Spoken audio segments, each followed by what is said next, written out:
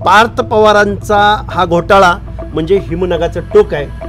अजितदादा पवार म्हणजे सरळ सरळ महाराष्ट्राच्या तिजोरीवर दरोडा।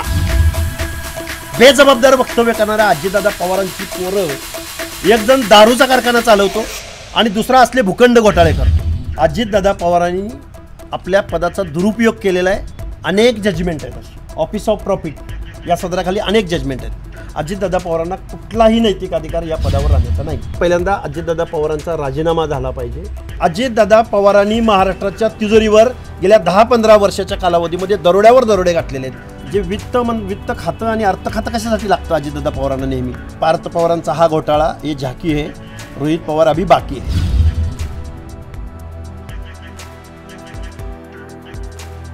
त्याने विरोधकांना कारण राजीनामा दिल्याशिवाय अशा गोष्टींची निपक्ष पद्धतीने चौकशी होणार नाही।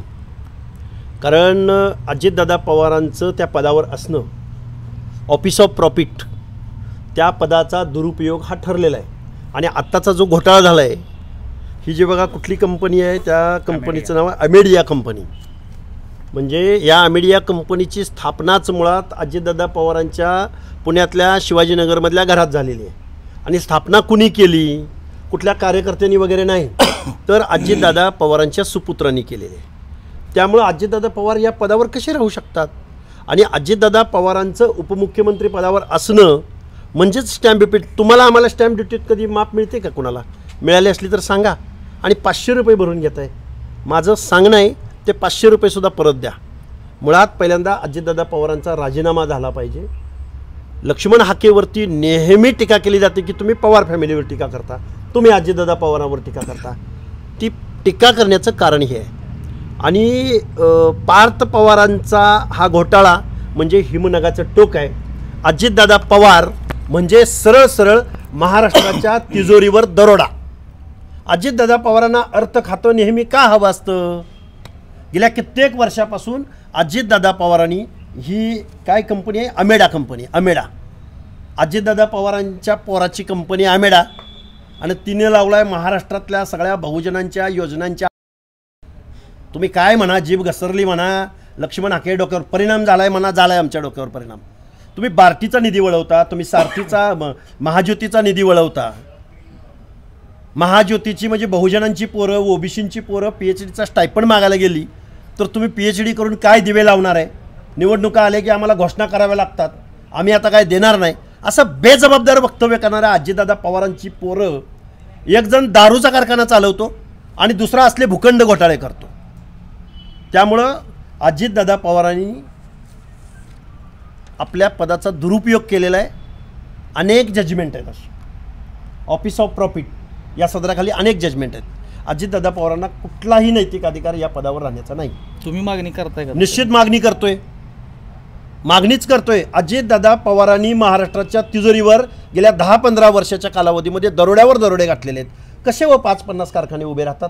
इकडे कोऑपरेटिव्ह बेसिसचे कारखाने बंद पडतात लोकांचे। इथं शासनाला वेळोवेळी कारखान्यांना अनुदान देऊन, पैसे देऊन, हमी देऊन, बँक हमी देऊन कारखाने चालवावे लागतात शासनाला। आणि अजितदादा पवाराचा असा काय प्रॉफिटमध्ये चालतो? अजितदादा पवाराच्या कुठल्याही कारखान्याचं कंपाऊंड बघा, त्याचं इन्फ्रास्ट्रक्चर बघा, कोण करतं हे?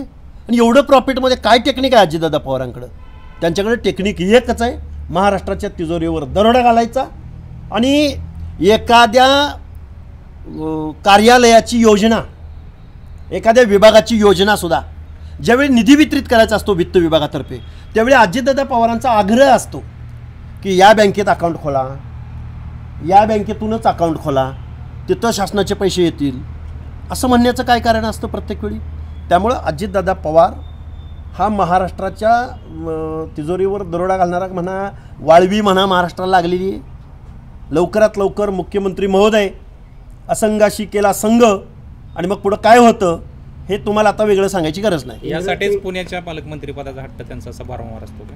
अरे पालकमंत्री सोडा, जे वित्त खातं आणि अर्थ खातं कशासाठी लागतं अजितदादा पवारांना नेहमी?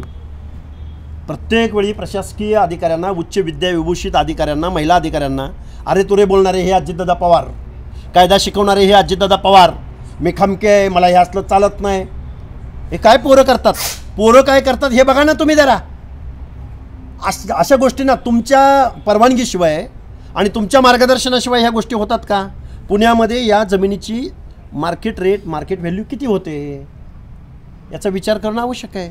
त्यामुळे अजितदादा पवारांनी ऑफिस ऑफ प्रॉफिट निश्चित घेतलेला आहे. आपल्या कार्यालयाचा, आपल्या पदाचा दुरुपयोग निश्चित केलेला आहे. जर इथं अशोक चव्हाणांना राजीनामा द्यावा लागत असेल, निलंगेकरांना राजीनामा द्यावा लागत असेल, खडसेंना राजीनामा जावंही होतं ते, तर अलीकडं धनंजय मुंडेंना राजीनामा द्यावा लागत असेल, भुजबळांना मी त्यांचं समर्थन नाही करत, पण त्या लोकांना, महादेवराव शिवणकरांना, सुतारांना राजीनामा द्यावा लागत असेल, मग अजितदादा पवार कोण आहेत? शरद पवारांचे पुतणे. त्यामुळं अजितदादा पवारांना पहिला राजीनामा द्यावा लागेल. आम्ही बघतोय मुख्यमंत्री महोदय काय निर्णय घेत आहेत, नाहीतर आम्ही महाराष्ट्रामध्ये अजितदादा पवारांच्या विरोधामध्ये आंदोलन उभं. जिल्हा परिषदेच्या कोणत्याही घटनेवर रोहित पवारांचं ट्विट असतं, त्यावर कारवाई करा, त्यावर ते राजकीय टिप्पणी करतात. मात्र आता हा घोटाळा समोर आलाय, परंतु ते सध्या शांतच दिसत आहेत. हे पार्थ पवारांचा हा घोटाळा, हे झाकी आहे. रोहित पवार अभी बाकी आहे. रोहित पवारांचा एक मोठा घोटाळा रोहित पवार आणि त्याच्या कार्यकर्त्यांनी केलेला आहे. ते आमच्याकडे सगळी कागदपत्र आलेली आहेत. आम्ही येऊ घातलेल्या काही दिवसामध्ये पार्थ पवारांचा घोटाळा सुद्धा बाहेर काढू. जिल्हा परिषदेच्या निवडणुका पण महाराष्ट्रातील इंग्रजांनी दिलेल्या महाराष्ट्रातल्या हजारो एकर दलितांच्या जमिनी, वतन जमिनी ह्या लाटल्या गेलेल्या आहेत. त्यांच्या दारिद्र्य असेल, त्यांचं अज्ञान असेल, तर याबाबत राज्य सरकारने एक श्वेतपत्रिकाच काढावी. हो, निश्चित. गुरव समाजाच्या, फक्त मी गुरव समाज बोलतोय, मी रामोशी वतन बोलत नाही, मी अजून महार वतनाबद्दल बोलत नाही. फक्त गुरव वतनाची प्रकरणं, म्हणजे गावातल्या गुरुवाला, गावाच्या जवळपास असणाऱ्या जमिनी 100पेक्षा जास्त इरेग्युलेशन महाराष्ट्रामध्ये झालेलं आहे. त्यांच्या जमिनी आपले सगळे महसूलचे कायदे बुडवून डुबवून बेकायदारित्या या महाराष्ट्रात विकल्या गेलेल्या आहेत. अनेक ठिकाणी कोर्टामध्ये याच्या केसेस चालू आहेत. फक्त मी गुरव समाजाचं एवढं बोलतोय. पुणे शहरातल्या रामोशी वतनाच्या जमिनी एवढ्या मोठ्या प्रमाणात इरेग्युलेशन झालेलं आहे, लुबाडल्या गेलेल्या आहेत या लोकांकडून. आजही माझ्याकडे एवढी उदाहरणं आहेत, ती लोक आमच्याकडे तक्रार करत आहेत. पुण्याच्या हडपसर परिसरामधली रामोशी वतनाची 100-200 एकर जमीन कोण माणूस आणि कुणाच्या ताब्यात आहे आत्ता, आणि कोण मालक आहे त्याचा, हे सुद्धा आम्हाला येऊ घातलेल्या काही दिवसामध्ये महाराष्ट्राला जाहीर करावं लागेल. खरं तर अशी खरंच धमकी आली असेल तर महाराष्ट्र शासनानं मनोज जरांगेंना संरक्षण देण्याची जबाबदारी घ्यावी. माझ्या गाडीवर ज्या वेळोवेळी हल्ले होत होते त्यावेळी मनोज जरांगे म्हणत होते की हे संरक्षण मिळवण्यासाठी स्वतःच्याच गाडीवर स्वतः हल्ले करून घेत आहेत. मी काय तसं म्हणणार नाही मनोज जरांगेंना, पण मनोज जरांगेंना संरक्षण द्यावं असं माझं मत आहे.